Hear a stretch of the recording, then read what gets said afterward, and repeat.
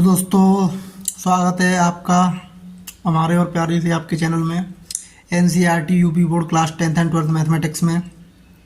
दोस्तों, तो पिछले लेक्चर में मैं आपको व्यू की कोटि और व्यू के प्रकार के बारे में प्रश्न उस पर करा चुका था और उसके बारे में समझा चुका था।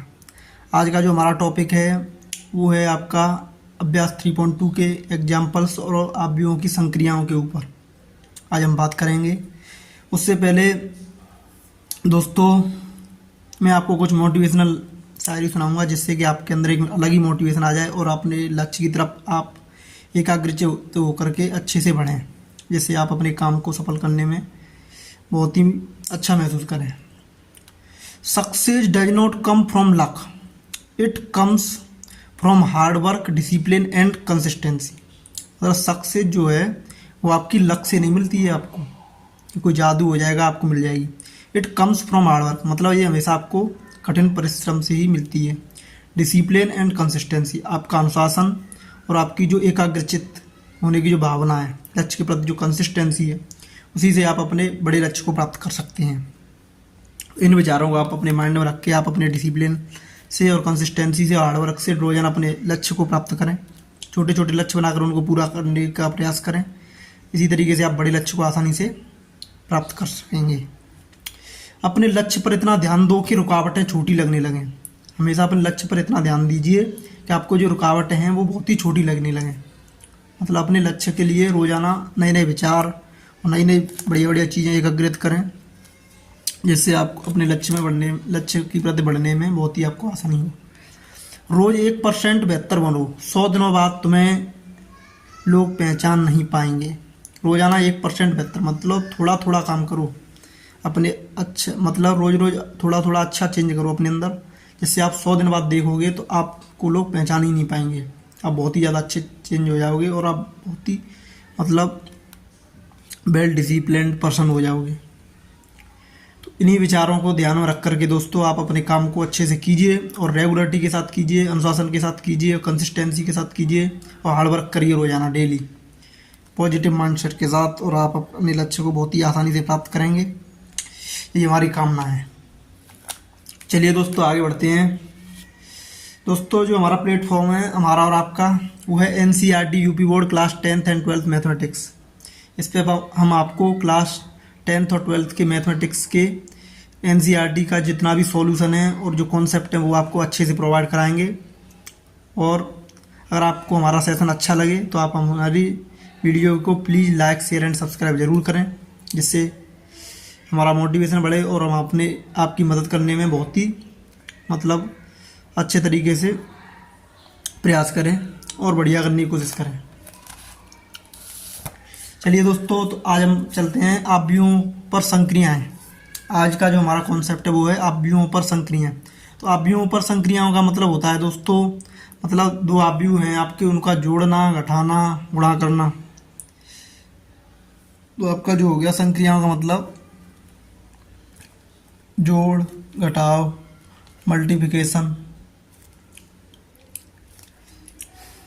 तो आपको पहले हम अवयवों पे मतलब जो एडिशन है अवयवों का उसको बताएंगे, फिर सब्ट्रैक्शन बताएंगे, फिर उसका मल्टीप्लिकेशन बताएंगे। क्योंकि अवयवों में डिवीजन नहीं होता है, दो अवयवों का डिवीजन पॉसिबल नहीं होता है, सिर्फ और सिर्फ उसका एडिशन होता है, सब्ट्रैक्शन होता है और मल्टीप्लिकेशन होता है। तो सारी चीज़ें आपको एक एक करके समझाएंगे। पहले समझते हैं अवयवों का योग। तो दोस्तों, अवयवों का योग से क्या मतलब है? मतलब दो अवयवों को आप तभी जोड़ सकते हैं जब दोनों अवयवों की जो कोटियां हैं वो क्या हों, समान। जैसे दो अवयव बराबर कब होते थे? जब उनकी कोटियां बराबर होती थीं और संगत अवयव बराबर होते थे, जब भी दोनों अवयव क्या कहलाते थे, बराबर। इस तरीके से अगर अवयवों का योग करना है तो पहली कंडीशन क्या है, उनकी कोटियां क्या होनी चाहिए, समान। और जोड़ने के लिए जो संगत अवयव हैं वही आपस में जुड़ेंगे। जो बराबर करने के लिए आप संगत अवयवों को बराबर करते थे, इसी तरीके से जोड़ने के लिए आप संगत अवयवों को जोड़ेंगे। और जो नियम आपका अवयवों के योग पे लगता है वही सब्ट्रैक्शन में लगता है। तो सब्ट्रैक्शन में भी अगर दो अवयवों का आपको सब्ट्रैक्शन करना है तो सबसे पहले दोनों अवयवों की कोटि समान होनी चाहिए। दूसरी जो संगत अवयव हैं दोनों अवयवों के, वो आपस में सब्ट्रैक्ट होंगे, तब जाके आपको दो अवयवों का सब्ट्रैक्शन मिलेगा। दो अवयवों के सब्ट्रैक्शन से एक नया अवयव प्राप्त होगा। इसी तरीके से दो अवयवों के एडिशन से भी आपको एक नया अवयव प्राप्त होगा। मल्टीप्लिकेशन, दो अवयवों के मल्टीप्लिकेशन से भी आपको एक नया अवयव प्राप्त होगा। मल्टीप्लिकेशन कैसे करते हैं इस पर हम बाद में चर्चा करेंगे। तो अवयवों का योग करने के लिए कौन कौन सी कंडीशन है? पहली कंडीशन है अवयव की कोटि क्या होनी चाहिए? समान। अवयवों की कोटि समान होनी चाहिए।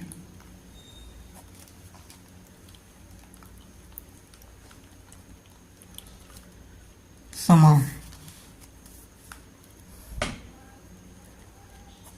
ठीक है। और दूसरी चीज अवयवों के संगत अवयवों का योग। संगत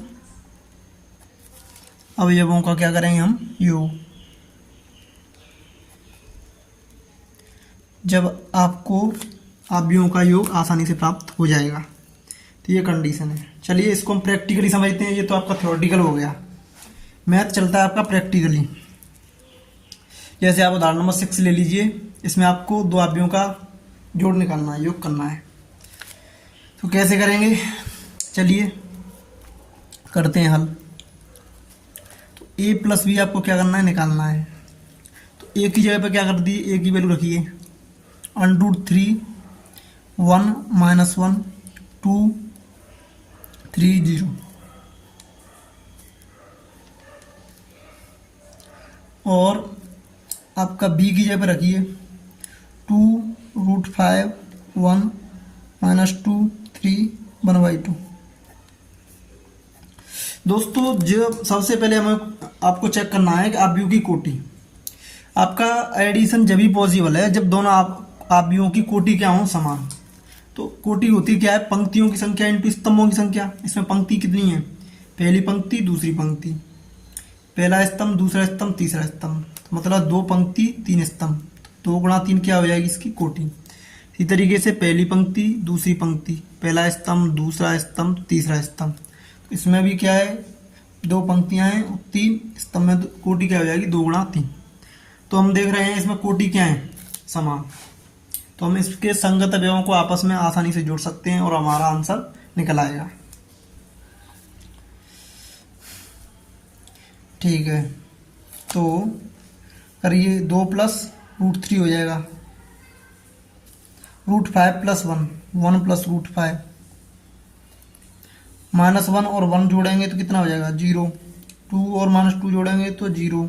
3 + 3 कितना हो जाएगा? 6। 0 + 1/2 1/2।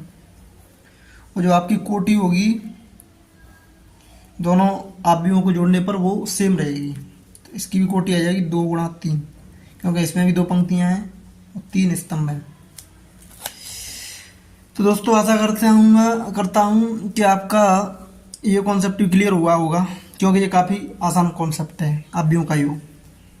अब चलते हैं दोस्तों नेक्स्ट कॉन्सेप्ट की तरफ। एक अवयव का एक अदिश से गुणन। दोस्तों जो अदिश होता है वो आपका एक संख्या होती है, चाहे वो संख्या आपकी वास्तविक संख्या हो या सम्मिश्र संख्या हो।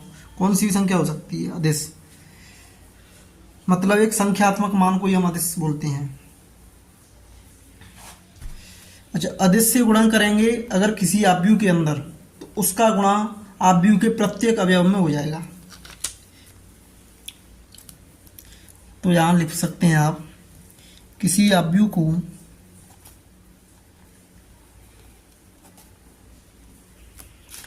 अदिश से गुणा करने पर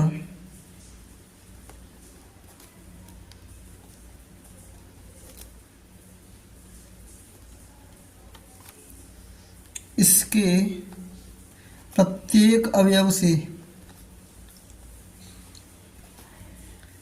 उस अदिश से गुणा करना पड़ता है। उस अदिश से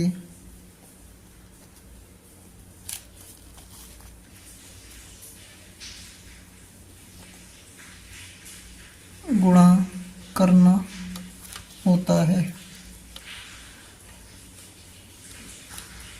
दोस्तों आशा करता हूं ये चीज आपको समझ में आई होगी। ठीक है, एग्जाम्पल ले लीजिए आप। मान लीजिए आपके पास कोई एक आव्यूह है 1214 इस टाइप का, इसकी कोटि दो पंक्तियां दो स्तंभ, कोटि होगी आपकी 2 गुणा 2।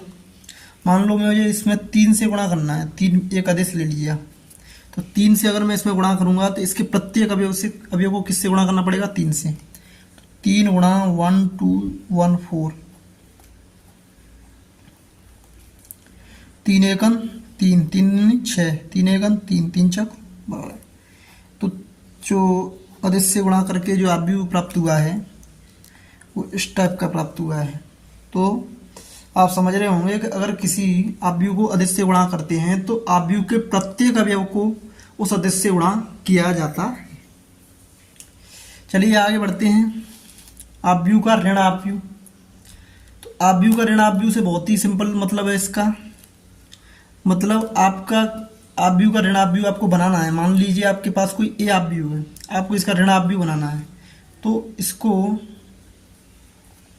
ऋण आव्यूह बनाना है तो -1 मतलब -1 अदिश लेकर के आप उसका गुणा कर दीजिए ए आव्यूह में, तो आपको सिंपली क्या मिल जाएगा? आव्यूह का ऋण आव्यूह। जैसे एग्जाम्पल के लिए मान लीजिए ये आपका 1043 इस टाइप का कोई आव्यूह दिया है, आपको इसका ऋण आव्यूह चाहिए।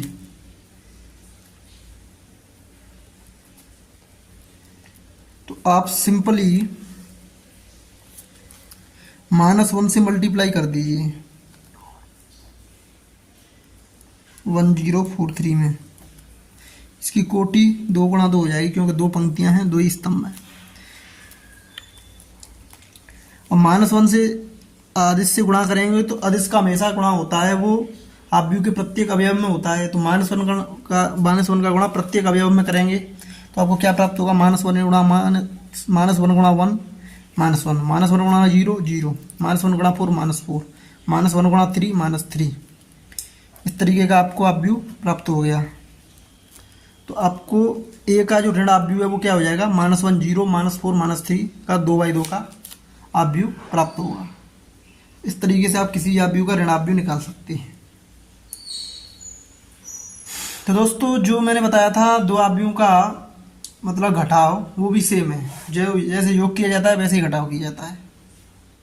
घटाव के लिए भी आपको मतलब सबसे पहले कोटि चेक करनी है। दो आव्यूह का अगर आप घटाव कर रहे हैं तो उसमें दोनों आव्यूहों की कोटियां समान होनी चाहिए, और जो घटाव करेंगे वो उनके संगत अवयवों का ही घटाव करेंगे। चलिए आगे बढ़ते हैं। आव्यूहों का अंतर, तो सेम टू सेम इसमें जो हमने योग में पढ़ा था वही चीज़ इसमें लग जाएगी। तो सबसे पहले कोटि क्या होनी चाहिए? समान। आव्यूहों की कोटि समान होनी चाहिए। कोटि समान होनी चाहिए।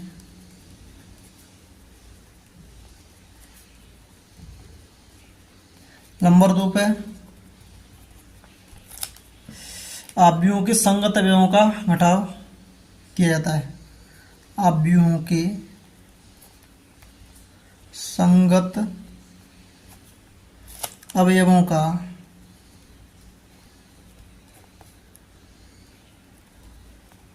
घटाव किया जाता है।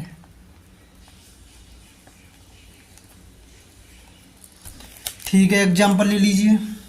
जैसे मैंने एग्जाम्पल लिया, मान लो आपके पास ए आव्यूह है 1043 और आपके पास बी आव्यूह दिया है 2120।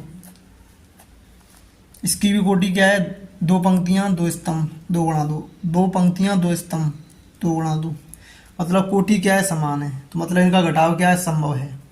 अब घटाव कैसे करेंगे? इनके संगत अवयवों का आपस में घटाव होगा। जैसे मुझे निकालना a माइनस बी, तो a में से b को घटाना है तो a के संगत अवयवों से b के संगत अवयवों को घटा लीजिए तो आपको a माइनस बी प्राप्त हो जाएगा। तो जैसे 1043 ये आपका 2 गुणा 2 का आव्यूह है, -2120 ये आपका 2 गुणा 2 का आव्यूह है। जब उनका घटाव किया जाएगा तो क्या होगा? 1 में से 2 जाएगा तो कितना बचेगा? -1। 0 में से 1 जाएगा तो -1, 4 में से 2 जाएगा तो प्लस के 2, 3 में से 0 जाएगा मतलब 3। इस तरीके से आपको प्राप्त हो जाएगा 2/2 का अवयव। तो ये भी काफ़ी आसान है, आशा करते हैं ये आपको समझ में आया होगा। अब उदाहरण नंबर 7 को करते हैं, चलिए आगे बढ़ते हैं। उदाहरण नंबर 7 क्या कह रहा है, यदि ए 1 2 3 2 3 1 इस टाइप का दिया है, कोई अवयव है ये, तथा बी दिया है 3 -1 3 -1 0 2 है, तो 2a - b ज्ञात कीजिए। अच्छा चलिए, कोई दिक्कत नहीं है। तो दोस्तों ये दिया है आपका, मतलब 2a निकालना क्या है आपको, 2a - b, ठीक है।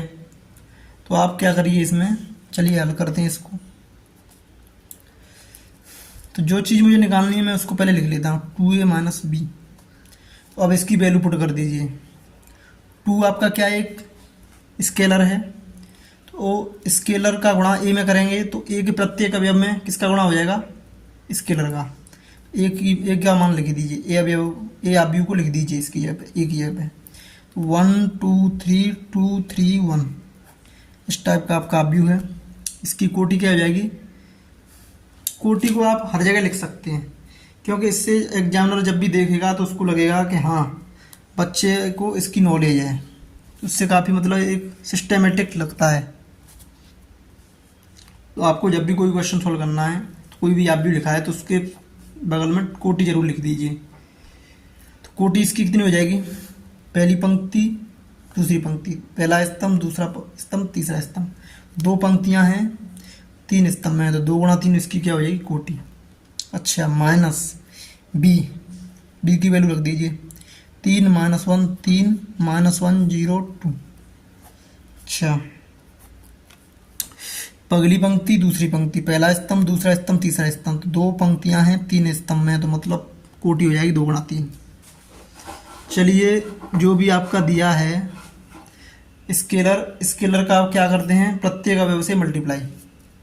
तो इसके प्रत्येक अवयव से मल्टीप्लाई कर दीजिए। 2 × 1 में 2 × 1 2 2 दूनी 4 2 6 2 दूनी 4 2 6 2 1 2। तो ये आपका प्राप्त हो गया अवयव 2/3 का। यहाँ से देखेंगे 3 -1 3 -1 0 2, ये भी आपका 2/3 का क्या है अवयव। अब इनको क्या करना है आपको, सब्ट्रैक्ट। तो इनकी कोटि चेक करनी पड़ेगी सेम है कि नहीं, तो ऑलरेडी लिखा है कोटि क्या है इसकी, सेम। अब इसका आंसर निकालने के लिए आपके जो संगत अवयव हैं उनको आप घटा दीजिए। मतलब 2 में से 3 जाएगा तो कितना बचेगा, -1। 4 में से -1 जाएगा, माइनस लग रहा है बाहर, तो माइनस कितना हो जाएगा, +4 और 1 5। 6 में से 3 जाएगा, 3 बचेगा। 4 में से -1 घटाएंगे तो माइनस कितना हो जाएगा, प्लस, तो 4 1 5। 6 में से 0 घटाएंगे तो 6 आएगा।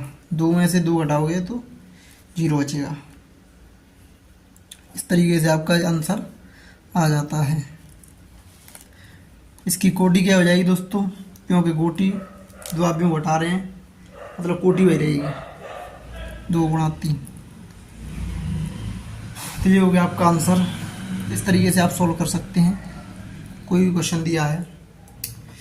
दोस्तों मैं एक सिस्टमेटिक वे में आपको लेकर के चल रहा हूँ, पहले उदाहरण फिर उसके ऊपर जो अभ्यास दिए उसके सारे न्यूमेरिकल्स, जिससे आपको कोई भी प्रॉब्लम ना हो। अगर सिस्टमेटिक वे में आप सारी एनसीईआरटी को सॉल्व कर लेते हैं तो आशा हमको इतनी आशा है कि आप आसानी से 100 में से 100 नंबर का पेपर सॉल्व कर सकते हैं मैथ का, और प्लस आप कंपटीशन के लिए भी काफ़ी अच्छे तरह प्रिपेयर हो जाओगे। चलिए आगे बढ़ते हैं उदाहरण नंबर 8 की तरफ। उदाहरण नंबर 8 की तरफ बढ़ने से पहले हमारे पास कुछ अवयव के योग के गुणधर्म हैं, तो इनको समझना बहुत जरूरी है। अवयवों के योग के गुणधर्म क्या हैं, मतलब 2 अवयव हैं, अगर उनको जोड़ा जा रहा है तो उसमें कौन कौन से गुणधर्म आते हैं। पहला है क्रम विनिमय नियम। अगर 2 अवयव दिए हैं आपका ए और बी, समान कोटि के अवयव हैं, तो a + b = b + a। तो 2 अवयव अगर दिए हैं वो समान कोटि के हैं, तो चाहे उनको a + b को जोड़ो या b + a को जोड़ो, आपका आंसर क्या आएगा, सेम। तो ये प्रॉपर्टी क्या कहलाती है, क्रम विनिमय नियम। मतलब क्रम को आप पलट सकते हैं। तो उससे कोई भी फर्क नहीं पड़ेगा वैल्यू के ऊपर। यही होता है क्रम विनिमय नियम। मतलब आव्यूह का जो योग है वो क्रम विनिमय नियम को फॉलो करता है। इसका कहने का मतलब ये है।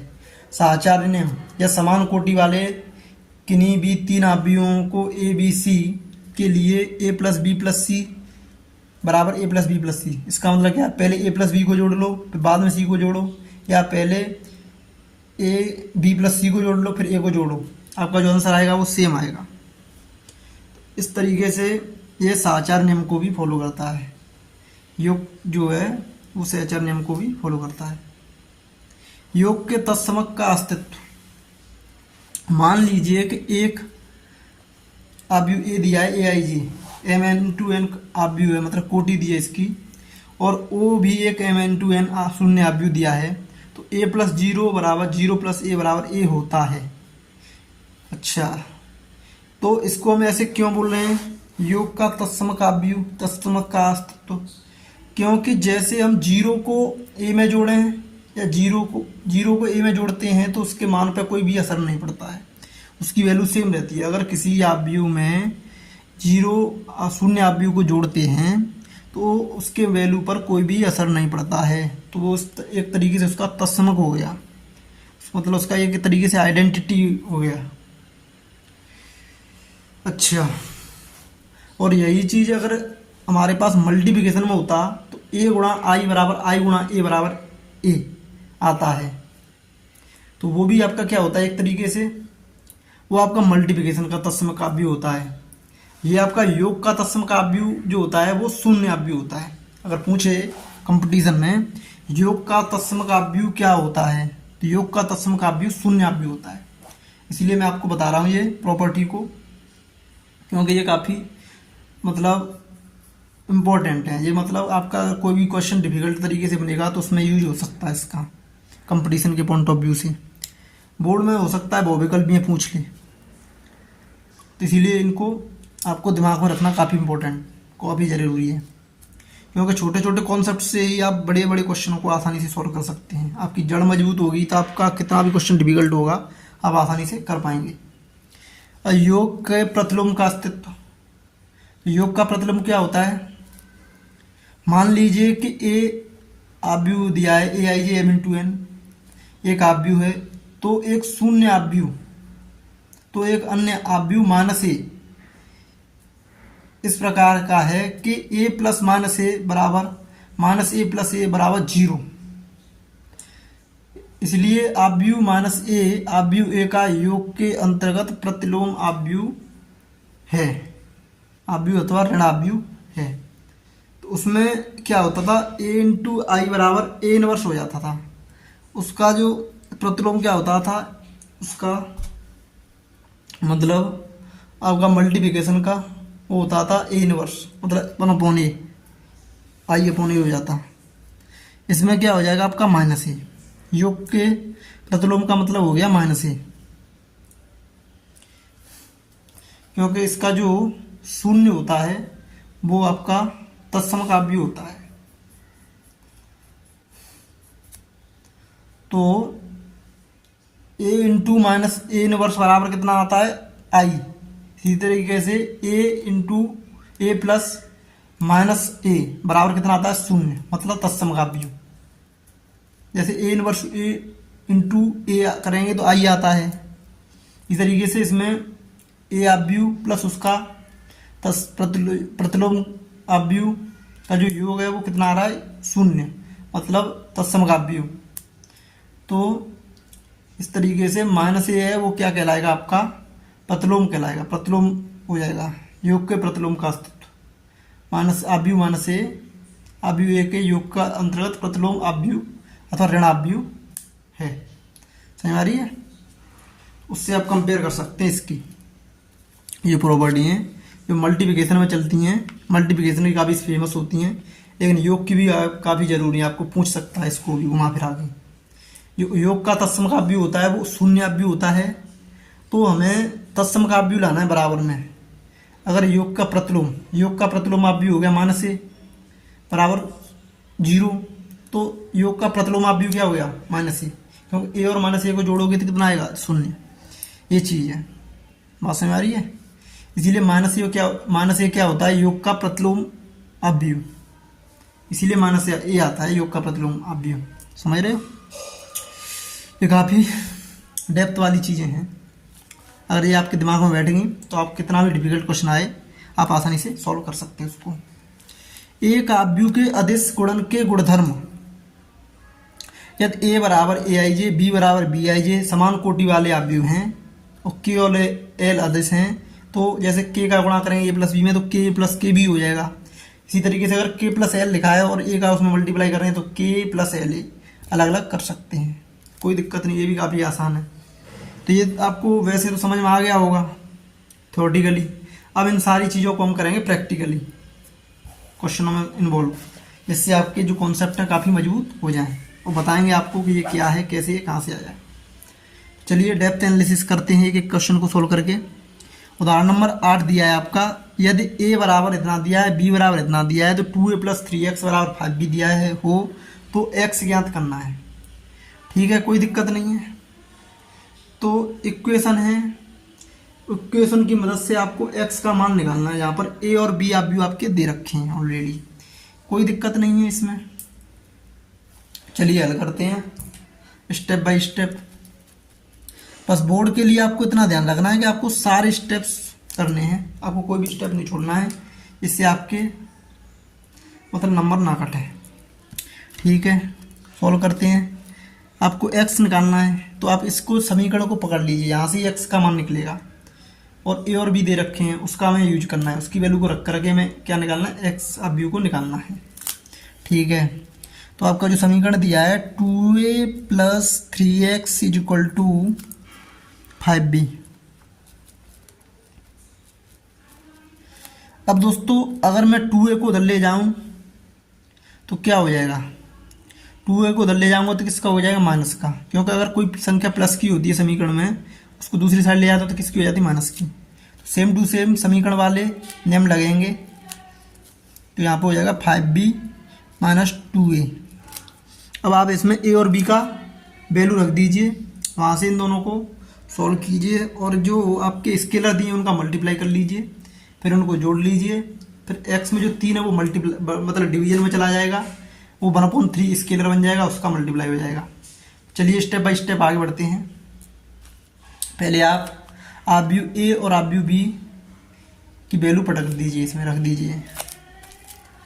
ठीक है, तो अगर मैं इसमें रखूँगा तो 5 × बी अवयव कितना है, 2 - 2 4 2 - 5 1। ठीक है, -2 × a 8 0 4 -2 3 और 6।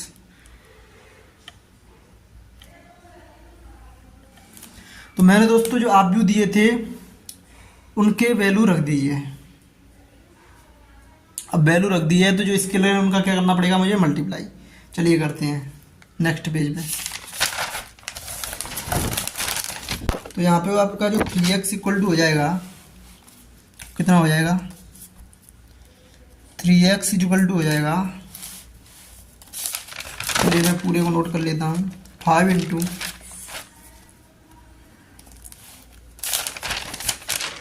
× बी अवयव दिया था आपका 2 - 2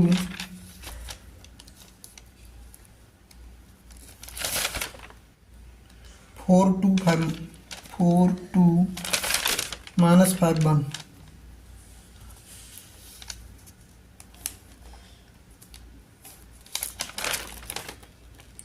-2a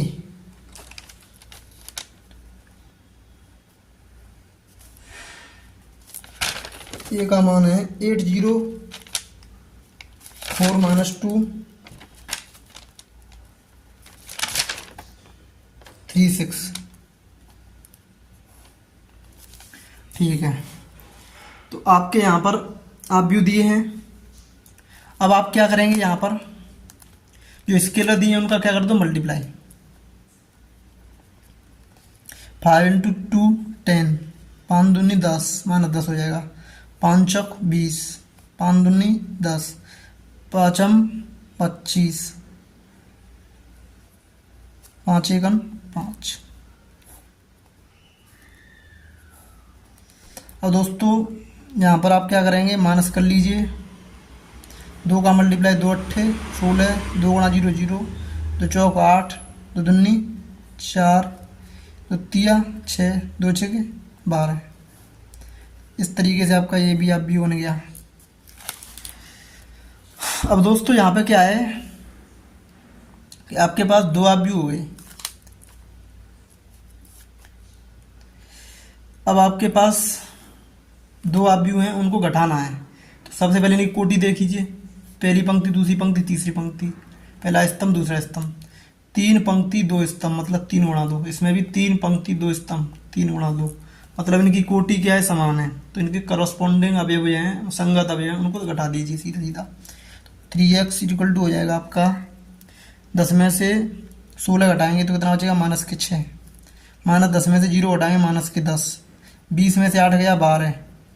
10 में से 4 घटाएंगे, माइनस माइनस कितना हो जाए प्लस, 10 और 4 14। -25 में से 6 घटाएंगे तो -31। 5 में से 12 घटाएंगे तो -7। इस तरीके से दोस्तों आपका आ गया ये 3 गुणा 2 का अवयव। अब दोस्तों जो आपका 3 दिया है गुणा में, वो बट्टे में चला जाएगा। तो यहाँ पे आपका हो जाएगा x इक्वल टू 1/3 इंटू -6 -10 12 14 -31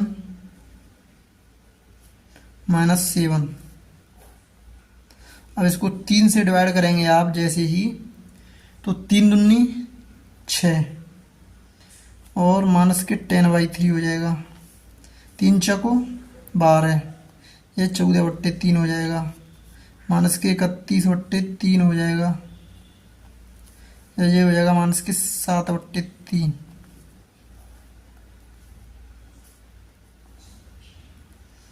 तो इसमें 3 पंक्तियां 2 स्तंभ, 3 गुणा 2 इसकी कोटि हो जाएगी। इस तरीके से आपका x अवयव प्राप्त हो जाएगा। तो दोस्तों आशा करते हैं आपको ये चीज़ समझ में आई होगी। इस तरीके का अगर कोई भी क्वेश्चन आता है तो उसे आप आसानी से सॉल्व कर सकते हैं। अब दोस्तों बात करते हैं उदाहरण नंबर 9 की। दोस्तों डिक्टो सेम टू सेम इसी टाइप के क्वेश्चन आते हैं उसके मैथ के पेपर में, जो आपके प्रीवियस ईयर के पेपर हैं। अगर मैं इस पूरे अवयव को करा दूंगा तो इसके प्रीवियस ईयर के जो क्वेश्चन होंगे बोर्ड एग्जाम के, उसका मैं सॉल्यूशन जरूर कराऊंगा आपको अवयव का, जिससे आपके अंदर कॉन्फिडेंस आ जाए कि मैंने जो क्वेश्चन कराए हैं वो सेम टू सेम आ रहे हैं। तो आप उसी तरीके से मेरे वाला जो पैटर्न है उसी को फॉलो करें, जिससे आपका कम टाइम में पूरा मैथ कवर हो जाए और आप बढ़िया से बढ़िया नंबर ला सकें। चलिए इसको भी सॉल्व करते हैं। आपका अगर कॉन्सेप्ट दमदार है तो कौन सी बुक है, कोई बुक के क्वेश्चन हो वो आसानी से हो जाएंगे। आपको ध्यान देना है कॉन्सेप्ट पे, फॉर्मूले पे और ट्रिकों पे, और आपका डेली प्रैक्टिस कीजिए। और अगर आपके पास कम टाइम है, जैसे 1 साल, अगर आप क्लास 12th में हैं तो आपको सिर्फ और सिर्फ NCERT पे ध्यान दो। उन एक बुक को पढ़ लो, उसको 2-3 बार कर डालो, मतलब NCERT को 2-3 बार अच्छे से कर डालो, जिससे आपका मैथमेटिक्स में अच्छे नंबर आए। क्योंकि 1 साल के अंदर आप मतलब 2 या 3 बुक नहीं ला सकते, एक ही बुक को ला सकते हैं। तो आपको एक ही बुक को अच्छे से पकड़ना है, तो एक ही बुक पकड़ लीजिए NCERT की। इसी को आप मेरे साथ मिल के अच्छे से सॉल्व कीजिए। और अगर आपको कोई भी अगर कहीं से भी अच्छा क्वेश्चन मिलता है प्रीवियस ईयर का, प्रीवियस ईयर के पेपर को लगा लीजिए, पिछली साल के जो पेपर दिए बोर्ड एग्जाम को उनको लगा लीजिए, प्लस NCERT बुक को अच्छे से लगा लीजिए। आपका बहुत ही अच्छा हो जाएगा बोर्ड भी, और कंपटीशन में भी आपको काफ़ी प्रॉफिट मिलेगा। चलिए उदाहरण नंबर x तथा y याद कीजिए, मतलब आप भी x और y निकालने हैं। आपके जो समीकरण के फॉर्म में 2 समीकरण दे रखे हैं, तो चलिए सॉल्व करते हैं। तो हल, तो पहला समीकरण उसको फर्स्ट ट्यूब के समान लीजिए, x + y = 5 2 0 9। दोस्तों अलजेब्रा के सारे नियम है वो इस नियम लगते हैं। इसमें अवयव में सिर्फ आपका क्या है कि ये एक तरीके से आपका इसमें मतलब अवयव की कोटि, पंक्तियाँ और जोड़ घटाव के जो नियम है वो थोड़ा चेंज हो जाते हैं। बाद बाकी का जो आपका अलजेब्रा है वही सेम टू सेम चलता है। तो आप प्रैक्टिस करेंगे तो आपकी सारे डाउट क्लियर हो जाएंगे और आसानी से आप बड़े से बड़े क्वेश्चन को आसानी से कर सकते हैं।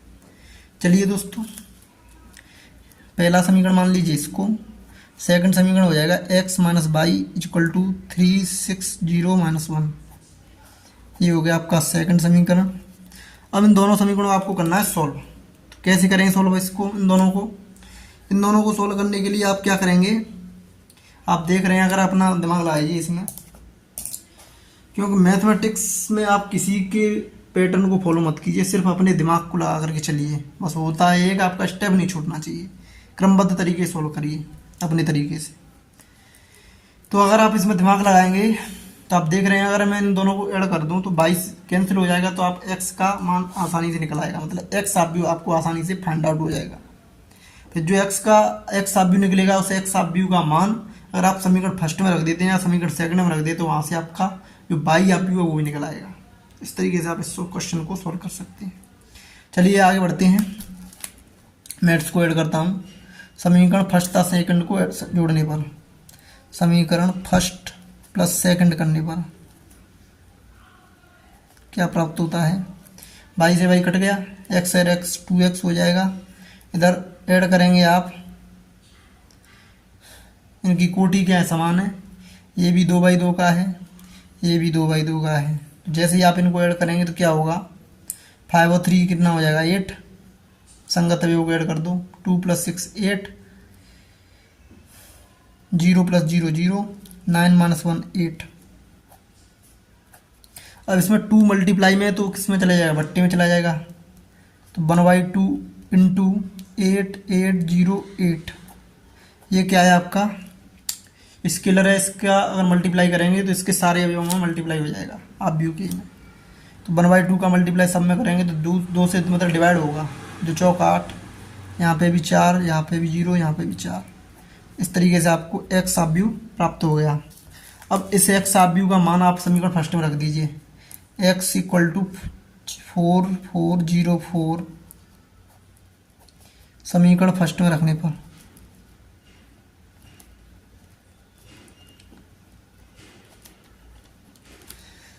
क्या होगा, रख दीजिए। तो आपका 4 4 0 4 प्लस बाई = 5 2 0 9, ये प्राप्त हो गया। अगर इसको एक्स व्यू को उस साइड ले आएंगे तो माइनस का हो जाएगा, 5 2 0 9 -4 4 0 4। दोनों की कोटियाँ क्या हैं, समान है। इसकी भी कोटि 2 × 2 है, इसकी भी कोटि 2 × 2 है। तो डायरेक्टली इनको क्या करना पड़ेगा, सब्ट्रैक्ट करना पड़ेगा। तो इनके संगत अवयवों को आपस में घटा दीजिए। 5 में से 4 गया तो कितना बचेगा 1, 2 में से 4 आ जाएगा -2, 0 में से 0 जाएगा 0, 9 में से 4 जाएगा 5। तो इस तरीके से आपका 2/2 का आप भी प्राप्त हो गया। तो बाई का मान हो जाएगा आपका 1 - 2 0 5। ये हो गया आपका बाई का, ये हो गया आपका एक्स का। इस तरीके से आपका जो सॉल्यूशन है वो हमें प्राप्त हो गया। यही हो गया आपका आंसर। तो आपको एक्स और वाई के मान निकालने थे, जो कि हमने आप इस क्वेश्चन को कर दिया सॉल्व। इसी तरीके से आपको सारे क्वेश्चन क्रमबद्ध तरीके से सॉल्व करने अपने तरीके से, और आपको कोई भी प्रॉब्लम नहीं होगी, आपको पूरे में से पूरे नंबर मिलेंगे। चलिए उदाहरण नंबर 9 हो गया। अब आगे बढ़ते हैं, उदाहरण नंबर 10 बचा है, इसको भी सॉल्व कर लेते हैं। बाद बाकी के जो उदाहरण बचे हैं और जो कॉन्सेप्ट बचे हैं उसको हम नेक्स्ट वीडियो में लेकर के आएंगे। चलिए दोस्तों, इसको भी सॉल्व करते हैं। इसमें क्या कह रहा है, निम्नलिखित समीकरणों से x तथा y के मानों को ज्ञात कीजिए। चलिए निकालते हैं, इसका भी हल करना है आपको। ठीक है, तो 2 × x करेंगे, मतलब इसमें क्या है, पहले इस क्वेश्चन को आप हल की जगह पे नोट करिए जब सॉल्व करिए, क्योंकि जब ही आपको पूरे नंबर मिलेंगे, क्योंकि आपको सारे स्टेप्स लिखने होते हैं बोर्ड के अंदर। तो ये मेरा जो चैनल है, मेरा और आपका, ये आपका बोर्ड के लिए है, इसीलिए मैं इसमें सारे स्टेप्स को लिख के चल रहा हूँ, जिससे आप भी स्टेप लिखना सीख जाएं अच्छे से और आपका मैथमेटिक्स का पेपर आपका जो सॉल्यूशन है बहुत ही बेस्ट लगे और अज्ञान और आपको पूरे में से पूरे अंक दे, ये हमारी कामना है दोस्तों। चलिए इसको नोट करिए। तो 2x 5 7 y-3 ये हो गया, प्लस 3 - 4 1 2 ये हो गया, इक्वल टू 7 6 15 14 ये हो गया। तो ये मैंने आपका क्वेश्चन कर लिया नोट। अब इसको करिए सॉल्व। दोस्तों 2 जो है वो आपका स्केलर है, तो स्केलर का अगर मल्टीप्लाई करेंगे तो आप व्यू के प्रत्येक अवयव में इसका मल्टीप्लाई होगा। तो 2 गुणा x करेंगे तो कितना हो जाएगा 2x, 2 गुणा 5 करेंगे 10 हो जाएगा, 2 गुणा 7 करेंगे 14 हो जाएगा, 2 गुणा y-3 करेंगे तो 2y - 6 हो जाएगा। ठीक है, प्लस 3 - 4 1 2 ये हो गया आपका, इक्वल टू 7 6 15 14 इस तरीके से आपका ये अब भी हो गया। अब इनके आप लिख लीजिए कोटियाँ। 2 गुणा 2 का है, ये भी आपका 2 गुणा 2 का है, ये भी आपका 2 गुणा 2 का, मतलब 2 पंक्तियाँ दी हैं इन तीनों में, 2 स्तंभ दिए हैं, इसलिए मैंने इनको 2 गुणा 2 लिख दिया है। तो ये चीज़ आपकी काफ़ी मजबूत होगी ऑर्डर निकालने की, क्योंकि प्रैक्टिस होगी है, मैं इसलिए इनको फास्ट लिख दे रहा हूँ। इनकी भी कोटियाँ सेम रहेंगी। अब अगर इन दोनों की कोटियाँ समान है तो मैं इसे ईजिली ऐड कर सकता हूँ, मतलब इसके संगत अवयवों को। तो चलिए ऐड करते हैं। तो 2x + 3 हो जाएगा, और 10 में से 4 आ गया 6 बचेगा, 14 और 1 15 हो जाएगा, 2y - 6 + 2 2y - 4 हो जाएगा।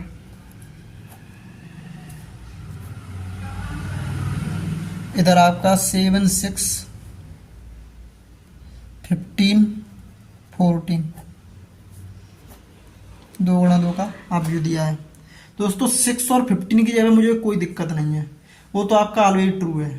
अगर इन दोनों आव्यूहों को बराबर होना है तो 2x + 3 को किसके बराबर होना पड़ेगा 7 के, और 2y - 4 को किसके बराबर होना पड़ेगा 14 के। तो यहाँ से आप यहाँ पर इसी इन दोनों को इक्वेट करने पर आपको x और y के मान ज्ञात हो जाएंगे, और वही पूछे हैं। तो चलिए निकालते हैं।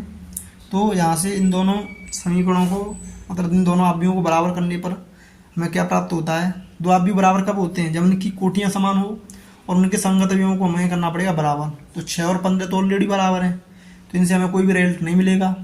अगर हम इसको 2x + 3 को 7 के बराबर करते हैं, 2y - 4 को 14 के बराबर कर दें तो यहाँ से आपको x और y के मान निकल आएंगे।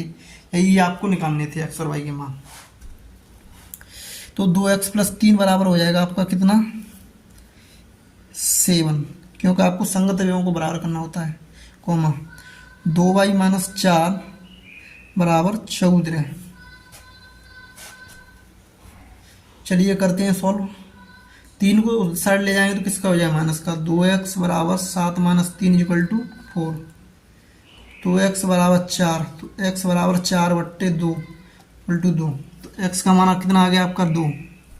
यहाँ से 2y = 14 + 4 कितना हो जाएगा 18। तो y = 18/2 = 9। तो यहाँ से आपका आ गया x = 2, y = 9। यही आपका क्या हो गया आंसर। तो आपको x और y के क्या निकालने थे, मान निकालने थे। तो आशा करता हूँ दोस्तों ये क्वेश्चन भी आपको अच्छे समझ में आ गया होगा। अब दोस्तों हमारा उदाहरण नंबर 11 और इससे आगे के जितने भी उदाहरण हैं और कॉन्सेप्ट है उसको मैं नेक्स्ट वीडियो में लाऊंगा। अगर आपको हमारा वीडियो अच्छा लगे तो so please like share and subscribe जरूर करें। और अगर कोई भी क्वेश्चन आपको समझ में नहीं आया है तो आप कमेंट जरूर करें, जिससे हम नेक्स्ट वीडियो में आपको उस क्वेश्चन को बता सकें दोबारा से, जिसमें भी आपका डाउट है।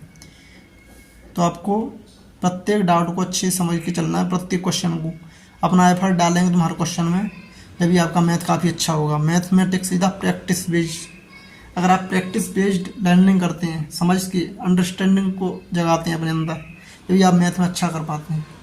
क्योंकि मैथ आपका मतलब एक तरीके से सोचने की शक्ति को बढ़ा देता है, क्योंकि हर क्वेश्चन इसमें मतलब कुछ न कुछ आपको सिखा के आता है। तो आप ज़्यादा से ज़्यादा प्रैक्टिस कीजिए, हार्डवर्क कीजिए एंड अपने कॉन्सेप्ट को मजबूत कीजिए, और आप क्वेश्चन को सोच समझ के कीजिए।